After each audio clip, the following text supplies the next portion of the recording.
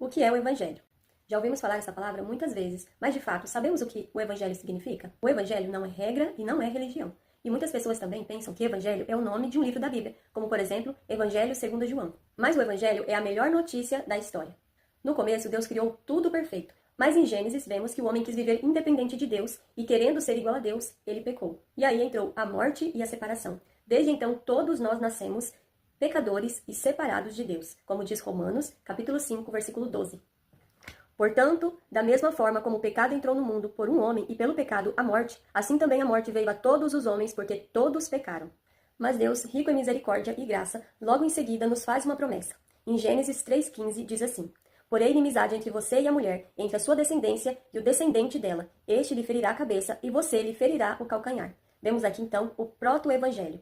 É o primeiro anúncio da graça que é citado na Bíblia. Diferente do que muitos pensam, a redenção por meio de Cristo não é um plano B de Deus citado apenas no Novo Testamento. Desde o princípio, aqui em Gênesis 3,15, vemos Deus dando o primeiro anúncio da sua graça. Então, durante todo o Antigo Testamento, Deus vem preparando este caminho. Primeiramente com os sacrifícios, onde mostrava que alguém precisava morrer pelos nossos pecados. Com a lei, que mostrava que nenhum de nós conseguiria ser perfeito. E com os profetas dizendo, o Messias está chegando. Podemos ver isso em Isaías 53, versículos 4 e 5.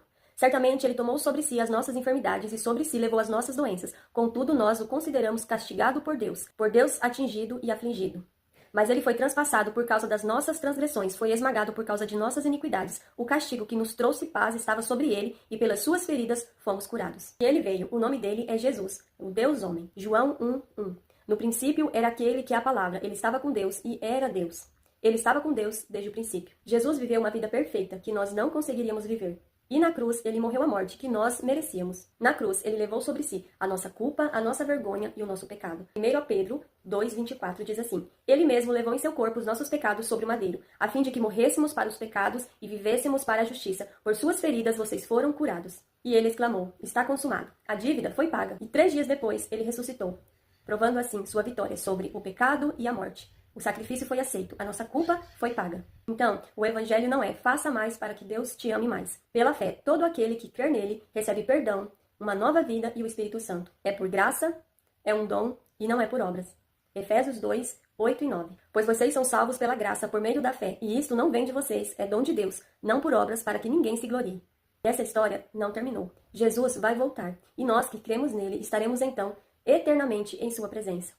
Então, este é o Evangelho, Romanos 1,16. Não me avergonho do Evangelho, porque é o poder de Deus para a salvação de todo aquele que crê, primeiro do judeu, depois do grego. Porque no Evangelho é revelada a justiça de Deus, uma justiça que do princípio ao fim é pela fé, como está escrito, o justo viverá